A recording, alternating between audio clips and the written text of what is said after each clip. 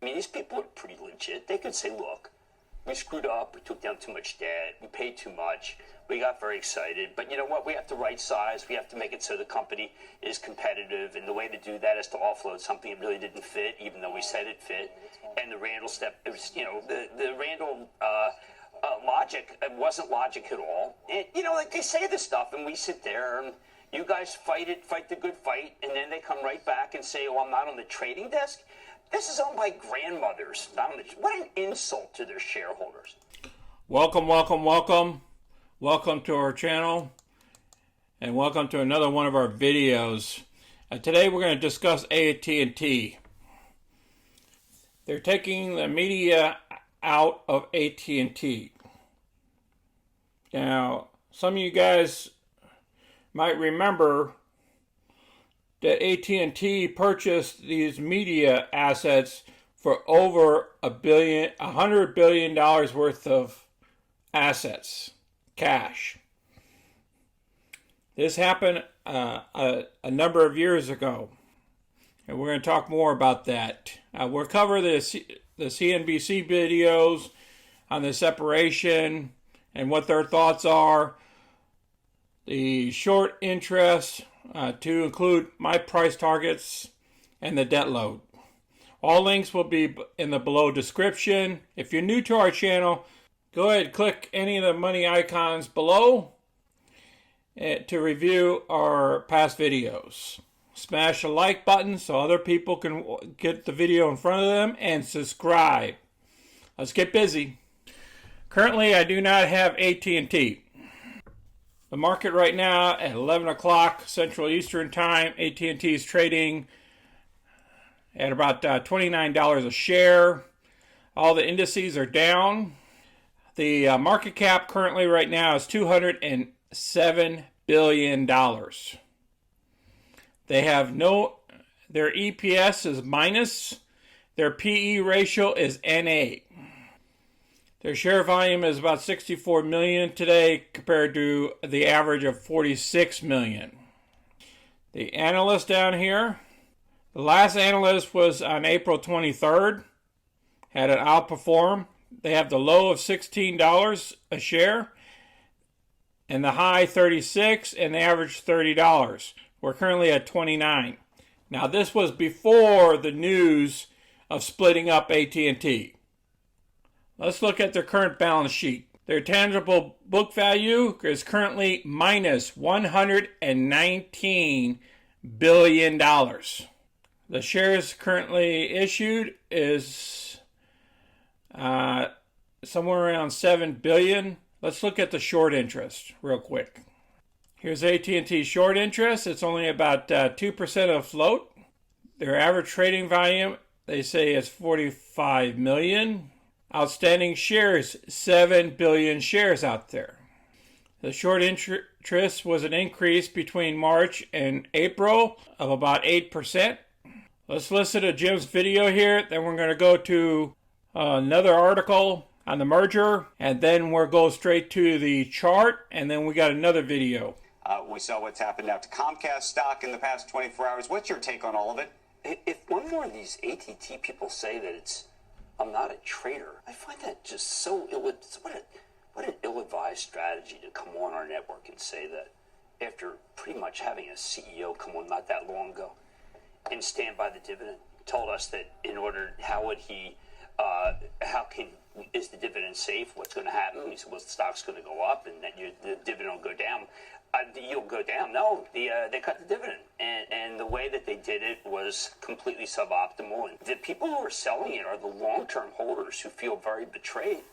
And look, I mean, I know they have to say stuff. I mean, it's corporate America. All right, Jim's talking about how the CEO came on and didn't care about their stock price. And, of course, they're going to have to cut the dividend because they're not going to have enough income to pay both their debt and pay a dividend out once this split up occurs. I expected better. I mean, these people are pretty legit. They could say, look, we screwed up, we took down too much debt, we paid too much, we got very excited, but you know what, we have to right size, we have to make it so the company is competitive, and the way to do that is to offload something that really didn't fit, even though we said it fit.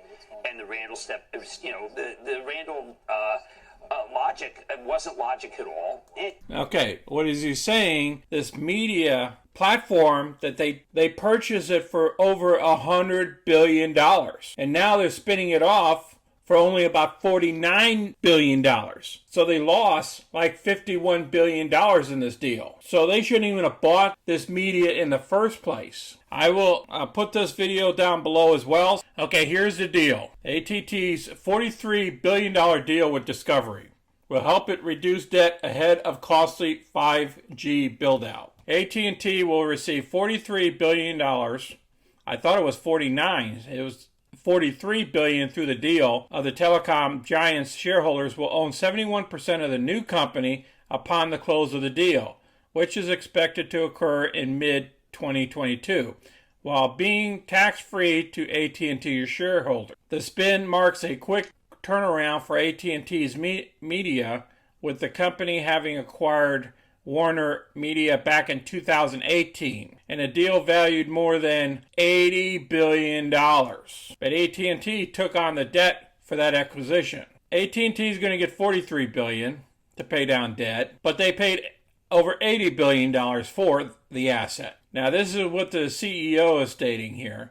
For AT&T shareholders, this is an opportunity to unlock value and be one of the best capitalized broadband companies. Focus on investing in 5G and fiber to meet substantial long-term demand for connectivity. So what they're telling us here is they had to offload this asset because they had too much debt, so they couldn't borrow any more money so they can grow their 5G and fiber network. That's what it's telling us. So then they talk about here about the company would target an annual dividend pay ratio of 40% to 43% of free cash flow. Now, when they take on more debt, even though they get rid of debt, they're going to take on more debt so they can grow their business, the 5G build out. So that 40% and 43% of free cash flow is going to be substantially less. That's my belief. All right, I'll place this down below. The 50 days in the blue, like normal, and the red is the 200 day. All right, we drop below the 200 day. Now keep in mind, there's a lot of people against the stock right now. So what the company is trying to do is trying to turn this from a value company that pays out dividends. You're going to turn it into a growth company. But this transition is going to be painful for the shareholders, in my opinion. So if you're not in the stock, I will hold off until all the dust settles. They're talking about putting the AT&T on the wall of shame. Randall Stevenson, over a period of time years ago, and you see potentially a secular decline in your business, certainly in terms of the growth rate of the wireless business. Okay. It's become fairly competitive. Everybody's got their group of you're changing. There aren't that many consumers who are going to go with your competitors, and you're thinking, how do I grab a hold of some growth? And you think, well, I don't know, maybe I need to move into video more aggressively. So you buy DirecTV, and then you continue to have that concern. I'm just saying here. Now, we all questioned the direct deal immediately. And many of us on air, I remember I was, and because it seemed all it was about was the securing cash flows to secure the dividend. Right. Then you do the Warner deal, and it's the same thing. Well, vertical integration is going to lead to potentially better growth. It's also going to lead to even less churn amongst our wireless base. There's going to be some confluence of positive things that occur.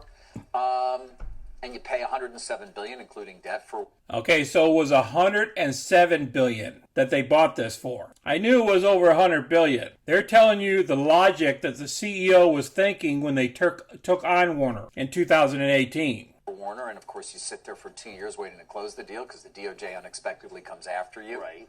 The Department of Justice slowed down the deal for up to 2 years before they could do the deal. Now you're John Stankey. You're less than a year into your deal. Into your tenure as CEO, you see direct, it's a wasting asset. You say, you know what, let's get somebody else to manage it.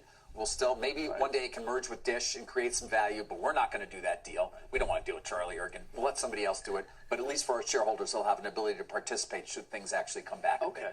And then you move on and you also say, you know what, as much as I love Warner and HBO, there's so much cheap capital out there. There's so much technological evolution in my core business of wireless right now and 5G and what's going to happen. I need capital. I don't have enough. I just spent $30 billion on that auction. Just like I told you, as an investor, when we saw that spinoff, we knew they needed cash. What am I going to do? I can't fund a direct-to-consumer business the way I need to without taking from the other business and losing potentially my competitive position. And so you do what you have to do. By doing this, giving your shareholders an opportunity to participate in the potential success of this business outside of your orbit, and obviously you give yourself a new capital structure. Okay, so he just gave us the whole plan of what happened, why they took it on from 2018, the mindset of that CEO, the previous CEO that done that, versus the new CEO that just took over a year ago, and what actions he needs to take to get the company to move forward. I will also place this video down below. You can watch this whole video from front to back. I just covered just a short portion of this video. It's good to watch. I appreciate everybody watching this video. As you know, I do not own AT&T, nor am I planning to own AT&T until all this stuff settles down and they show us some serious profits. Smash the like button below and subscribe. You guys take care of yourself. This is a Wednesday. Enjoy your week. This is Sonny, and I'm out.